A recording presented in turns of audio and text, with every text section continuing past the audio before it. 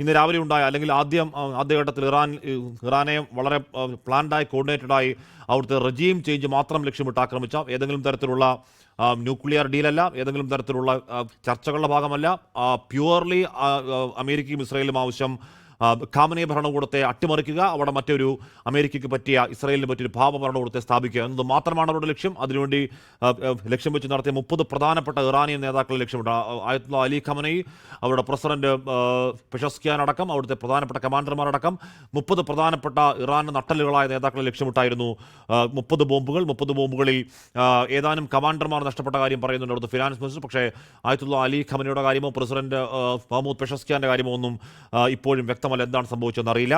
അതോടൊപ്പം തന്നെ ഖാമനയുടെ പാലസ് കോമ്പൗണ്ടിൽ മാത്രം ഇട്ടത് 30 ശക്തിയേറിയ ബോംബുകളാണ് എന്നടക്കമുള്ള കാര്യങ്ങൾ ഇപ്പോൾ അറിയാൻ കഴിയുന്നുണ്ട്. ഇറാൻ തിരിച്ചടിച്ചത് ഇസ്രായേലിലേക്ക് മാത്രമല്ല, അവർക്ക് ചുറ്റുമുള്ള അറബ് രാഷ്ട്രങ്ങളിലെ അമേരിക്കൻ എയർബേസുകളിലേക്ക്, പ്രധാനപ്പെട്ട എയർബേസുകളിലൊക്കെ അവർ തിരിച്ചടിക്കുന്നു. 5000 കിലോമീറ്റർ റേഞ്ചുള്ള ഏറ്റവും പ്രധാനപ്പെട്ട അമേരിക്കയുടെ ഒരു റഡാർ സംവിധാനത്തിന് ഖത്തറില്ലാതായി, വലിയ നാശനഷ്ടം ഉണ്ടായി എന്നടക്കമുള്ള കാര്യങ്ങൾ IRGC പുറത്തേക്ക് പറയുന്നുണ്ട്. ഇരുവരും അവകാശവാദങ്ങൾ അങ്ങോട്ടും ഇങ്ങോട്ടും ഉന്നയിക്കുന്നു. ഇസ്രായേലും ഉന്നയിക്കുന്നു, ഇറാനും ഉന്നയിക്കുന്നു. യുദ്ധമുഖത്ത് ഈ പറയുന്ന സൈക്കോളജിക്കൽ മുൻകൈ നേടുക എന്നത് പ്രധാനമാണ്. അതുകൊണ്ട് അവകാശവാദങ്ങളുടെ തോത് കൂടും ഇരുപക്ഷത്തിൻ്റെയും. എന്തായാലും യുദ്ധം ഏതാണ്ട് പൂർണ്ണതോതിലേക്ക് വരുന്നു എന്ന് വേണം മനസ്സിലാക്കാൻ. അവിടെ ഏറ്റവും ഒടുവിൽ ഇസ്രായേൽ പ്രധാനമന്ത്രി ബെഞ്ചമിൻ നെതന്യാഹു എന്ന് പറഞ്ഞത്, ഇറാനുള്ള സഹായം ഞങ്ങൾ എത്തിക്കുന്നു. എവിടെയാണ്? അവിടെ ഗാസയിലേക്കുള്ള അത്യാവശ്യ ഭക്ഷണ സാധനങ്ങൾ അടക്കം കൊണ്ടുവന്ന് വഴി അടച്ചിരിക്കുന്നു. ആ വഴി അടച്ചിട്ടാണ്, അവിടുത്തെ സഹായം നിഷേധിച്ചിട്ടാണ് 85 കുഞ്ഞുങ്ങളെ കുരുതി കൊടുക്കുന്ന രീതിയിൽ ഇറാനിലേക്കുള്ള സഹായം ഇസ്രായേലും അമേരിക്കയും എത്തിച്ചുകൊണ്ടിരിക്കുന്നത്.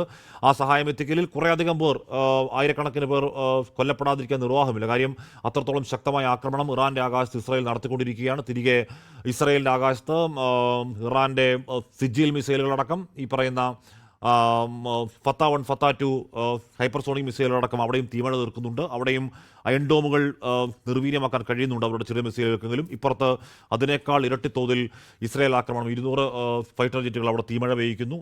തീയുടെ രാത്രിയാണ് ഈ രാത്രി, ജീവഹാനിയുടെയും തീമഴയുടെയും രാത്രിയാണെന്ന് ഉറപ്പായും പറയാം. അതേസമയം ഗൾഫ് രാഷ്ട്രങ്ങളിൽ പക്ഷേ ഇപ്പോൾ രാത്രി ഈ സമയമാകുമ്പോൾ ഖത്തർ ഓൾമോസ്റ്റ് നിശബ്ദമാണ്, അബുദാബി ഓൾമോസ്റ്റ് നിശബ്ദമാണ്, കുവൈറ്റും അടക്കം ഏതെങ്കിലും ഗൾഫ് രാഷ്ട്രങ്ങൾ കഴിഞ്ഞ ഏറ്റവും ചുരുങ്ങിയത് ഒരു 1.5 മണിക്കൂറായി, 1 മണിക്കൂറായിട്ടെങ്കിലും ഏതെങ്കിലും തരത്തിൽ പുതിയ അറ്റാക്കുകൾ അല്ലെങ്കിൽ പുതിയ എയർബേസ് അറ്റാക്കുകളോ പുതിയ ജനവാസ മേഖല അറ്റാക്കുകളോ ഇപ്പോഴും അറിയാൻ കഴിയുന്നില്ല. അതിനിടയിൽ ആശങ്കയെ വന്ന് ബഹ്റൈനിലെ മനാമയിലുള്ള ജനവാസ മേഖലയിലെ ആക്രമണം തന്നെയാണ്. അത് വലിയ ആശങ്ക ഉറപ്പായും ഉണ്ടാകും. കാര്യം അമേരിക്കൻ എയർബേസുകളിൽ മാത്രം ആക്രമണം ഉണ്ടാവും എന്ന് ഇറാൻ എടുത്തു പറഞ്ഞതിന് ശേഷം ജനവാസ മേഖല ആക്രമണം ഉണ്ടായാൽ സ്വാഭാവികമായും ബഹ്റിനിൽ പിന്നെയും സൗണ്ട് കേൾക്കുന്നു എന്ന് പ്രിൻസ് പുരക്കൽ പറയുന്നുണ്ട്. ബഹ്റിൻ സേഫ് ആണോ? സംബഡി റിപ്ലൈ എന്ന് പറയുന്നുണ്ട്. സൈറൺ ഇൻ കുവൈറ്റ് എന്ന് പറയുന്നു അൻവർ ജിഫ്രി. ഇപ്പോൾ കുവൈറ്റിൽ അറ്റാക്ക് നടക്കുന്നുണ്ടെന്ന് സിയാസ് സിറാജുദ്ദീൻ പറയുന്നുണ്ട്.